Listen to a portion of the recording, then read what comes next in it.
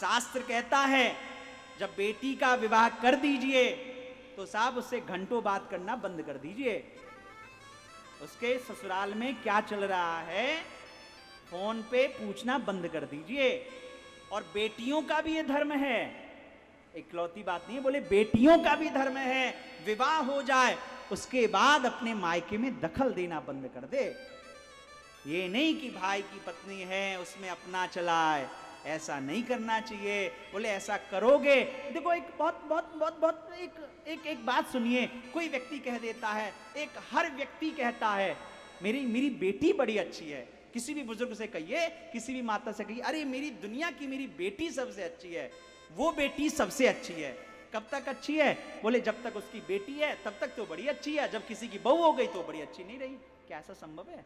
एक ही व्यक्ति किसी के लिए अच्छा हो गया और किसी के लिए खराब हो गया, ऐसा संभव होता है क्या? नहीं, ये हमारी सोच का अंतर है। ये सब नारद जी कह रहे हैं। बोले देखो कैसा समय आ गया, क्या हो रहा है, क्या चीजें चल रही है। इस तरह की स्थितियों को देख करके उनका मन बड़ा परेशान है। और सत्य कहूं आप सबसे एक ही प्रार्थना करूंगा, कृपया परिवार को परिवार की तरह ही चलाइएगा। परिवार में तभी विघटन आने लगता है जब हम लोग परिवार में दूसरों का सलाह ज्यादा लेने लगते हैं।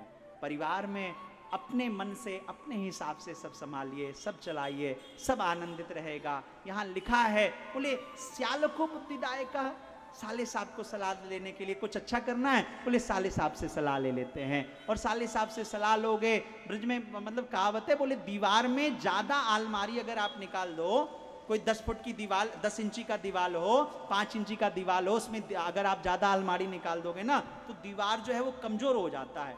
और अगर घर में ज्यादा साले साहब का सलाह ले लोगे तो जो दो भाई हैं ना, दो भाई जो मिलके व्यापार कर रहे होंगे, दो भाई जो मिलके परिवार का, वंश का नाम बढ़ा रहे होंगे, वहां विघटन आ जाएगा।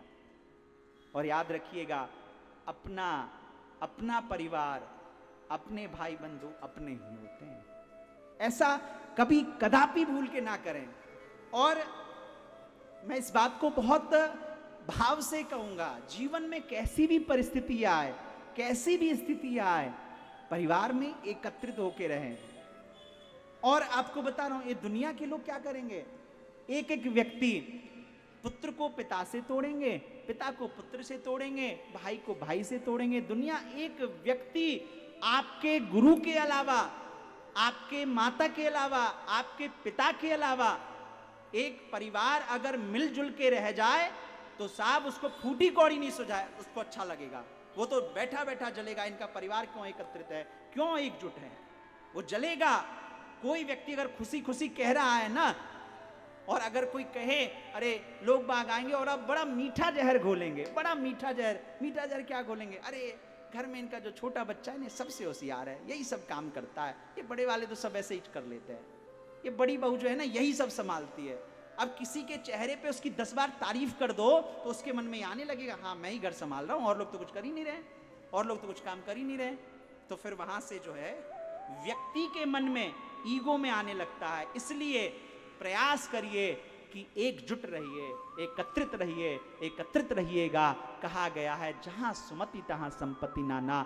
और हमारे वृद्ध बुजुर्गों का भी नैतिक कर्तव्य है, परम कर्तव्य है कि वो परिवार को एकजुट रखें। जब तक परिवार एकजुट है, मेरे प्रिय आदरणीय पूज्य श्री डॉक्टर ब्रजनंदन शर्मा जी अक्सर कहते रहते हैं, बोले भाई साथ का, पैसा पास का और लाठी हाथ का ना हो ना तो बेकार है।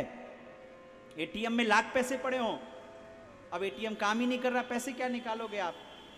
भाई आपका कितना भी बड़ा ताकतवर क्यों ना हो जाए, लेकिन साथ में नहीं खड़ा है तो फिर वो किसी काम का नहीं है।